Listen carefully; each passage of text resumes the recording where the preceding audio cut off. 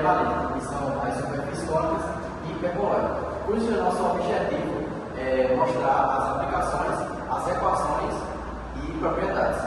Bom, dando continuidade aí, eu vou falar um pouco sobre superfície cônicas. Seja uma uma curva dita diretriz e um V, um ponto, que é dito como vértice, na qual esse V não pertence ao E. Isso é necessário para que a nossa superfície ela seja bem definida. E a superfície cônica, ômega, gerada, é a reunião das retas que contém V e alguns pontos E. E cada uma destas retas é dita diretriz, ou seja, você vê aqui uma curva e um ponto. Se eu pegar uma reta que sai da curva até o vértice, é denominada como geratriz. E se eu pegar outras,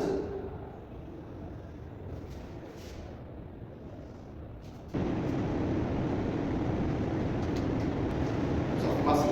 E aqui, essa parte imobiliária, ela vai estar passando por trás. Só que um detalhe, quando chegar aqui em cima, essa parte que está por trás, agora vai ficar pela frente. Mas por que isso acontece? Eu vou demonstrar para vocês. Isso acontece porque tem uma curva, uma curva, e eu tenho um vértice aqui em cima. Cada segundo do céu. Quando essa reta está do lado direito, certo? Ela vai estar bem por baixo. Quando eu perco tempo, essa curva, essa reta vai virar no sentido oposto que ela estava. Então, justamente isso, ela está aqui em cima, ela vai estar por cima. Vai ficar mais ou menos assim. Nossa superfície é bem grande. Ficará nesse aspecto. Bom, então eu vou demonstrar aqui como a gente chega na forma. Então, levando em consideração apenas dois, Z e Y, aqui vai ter uma reta chamada de G passando entre três. Então, a estação de uma reta a gente conhece sendo Z igual a MY. Igual, vou dizer aqui para vocês, se a gente levar em consideração essa rotação do OZ, ela vai formar dentro de uma cônica circular. Aqui, vou descer para vocês, imagina, vai formar essa cônica circular. E na qual sai esse Y. É uma fórmula que é denominada assim, mais ou menos raiz quadrada de x quadrado mais y quadrado. Isso aqui tem toda a demonstração, mas por causa do tempo, infelizmente, não vai ter como eu fazer essa representação.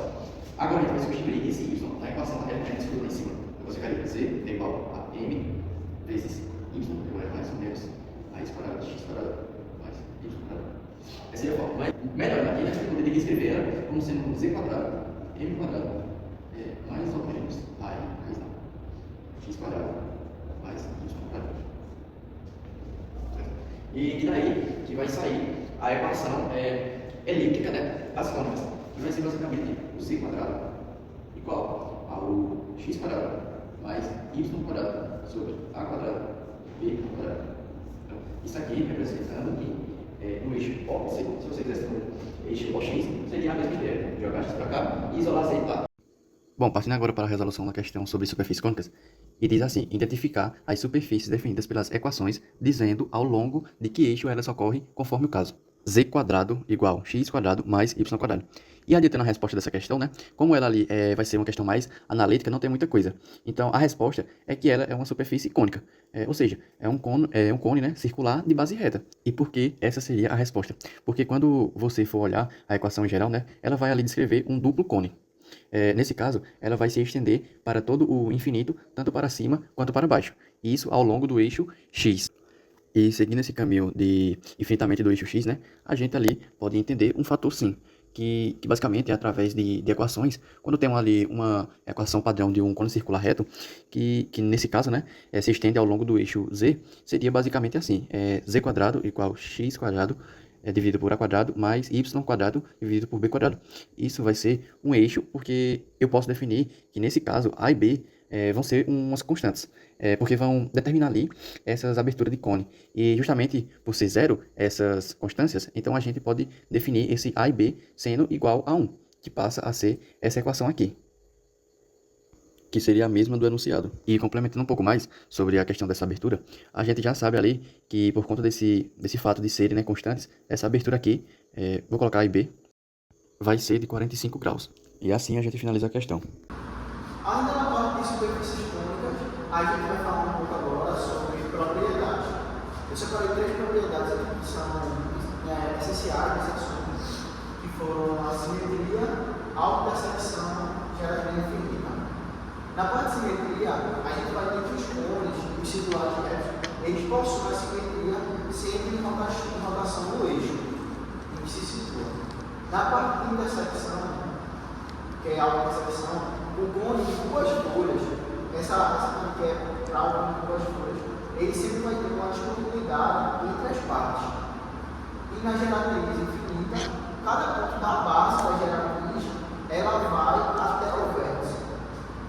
Um exemplo de aplicação de superfícies cônicas é o forno solar, onde ele tem essa superfície cônica e no seu interior tem um material refletivo, onde os raios solares se interceptam com essa superfície e já que essa superfície ela é cônica, ela faz com que o foco de todos os feixes de luz, de raios de luz, sejam um só, que é aquele centro.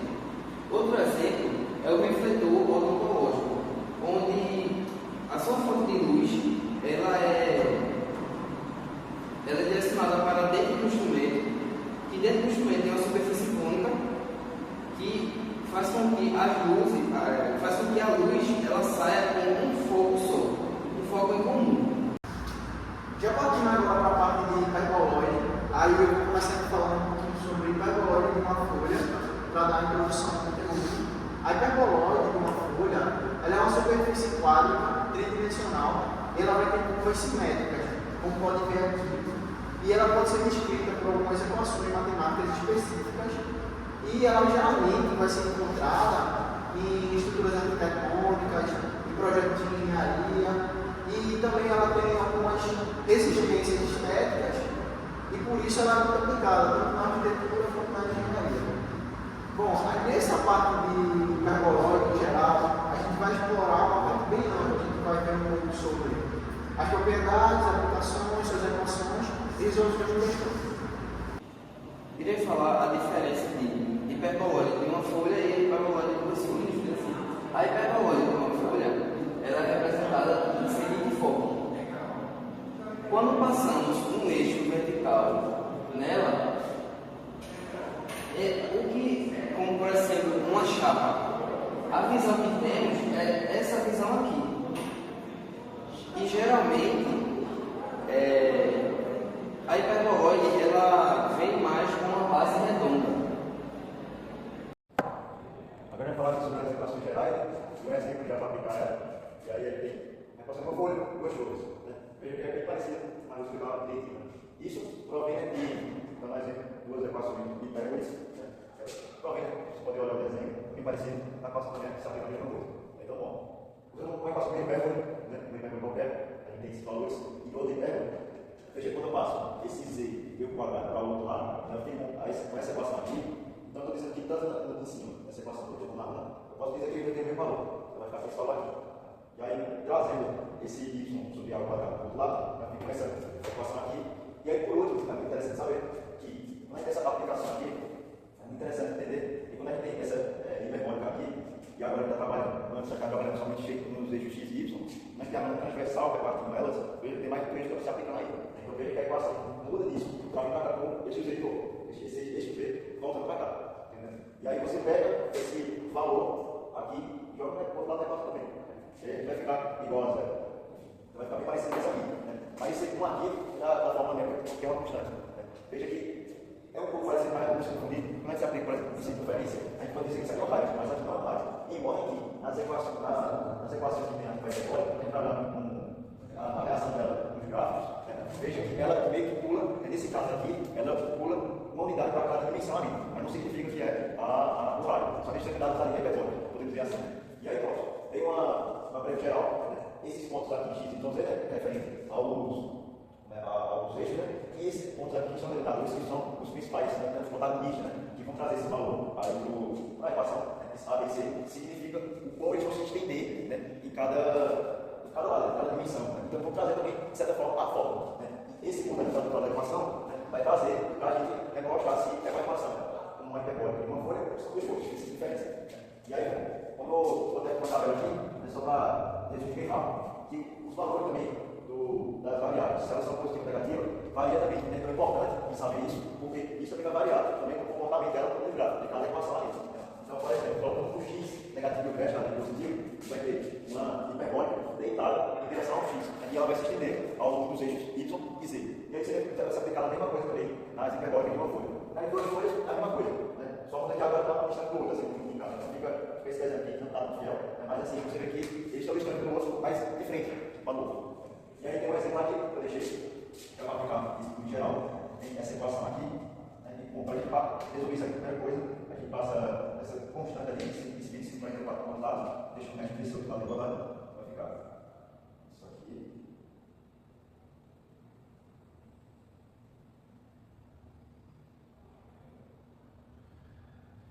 Opa, faço isso aqui. Um exemplo de hiperboloide uso utilizado na vida real são os radiadores das usinas nucleares, que tem o formato de hiperboloide, pois o ar quente passa pelo centro da peça e sai por cima, e enquanto o ar frio entra pela base e ajuda a resfriar a água, onde isso causa mais eficiência e na resfriação do líquido e uma maior produção. Ela também tem esse formato de hiperboloide, pois existe um baixo custo de produção, onde oferece bastante resistência a variações de temperatura, a ventos e outras coisas, gastando pouco, pois é uma estrutura bastante firme. Vamos falar a parte da equação das hiperboloides. Então a gente tem essa equação aqui dessa hiperboloide, mas antes de tudo, para a gente entender como se obtém ela, foi só você pensar no nome, hiperboloides. Um nome parecido a hipérboles, né? Então, tomando referência às próprias equações de cônicas em hipérboles, né? Se a gente obtém dois planos, no caso um plano x, y, z, então obtém a equação reduzida de uma hipérbole 1 e hipérbole 2 como indicado aqui agora, né? E aí, obtendo esses valores aqui, então simultaneamente colocando z ao quadrado sobre c ao quadrado do outro lado da igualdade, a gente vai obter esse valor aqui, né? Essa equação aqui. E isso é simultaneamente, nas duas equações. E aí, tendo esses dois valores iguais, eu consigo tomar como referência isso aqui, né? Essa outra igualdade aqui embaixo, né? Ainda assim, vamos desconsiderar esse 1 aqui e vamos colocar 0, certo? E aí, desconsiderando também esse z ao quadrado sobre c ao quadrado. Por quê? Porque agora, a gente pode entender que, como a gente está trabalhando agora em hiperboloide no sentido x, y e z agora, veja que agora ela pode ser justificado através de, por exemplo, uma hiperboloide aqui nesse caso, nesse desenho aqui, né? E agora veja que quando tu corta ela, né? Uma chapa ali cortando ela ali, né? Ou seja, uma seção transversal cortando ela ali, né? Tu vai obter esse outro desenho, eu sei que também não tá fiel, mas tudo bem. Então a gente obtém esse outro desenho aqui, essa outra hiperboloide de duas folhas. E veja que agora a gente está tomando referência 3 eixos. Então justifica essa volta aqui desse z ao quadrado sobre c ao quadrado, né? E agora, tirando esse 0, vou colocar 1, ok? Então, colocando, no caso, todo esse termo aqui pro outro lado da igualdade, e eu vou jogar esse 1 pro outro lado daqui da igualdade, veja que a gente vai obter, no final das contas, esse seguinte valor aqui, em cima, né? No caso, esse aqui, né? Então, só falta menos 1 aqui, né?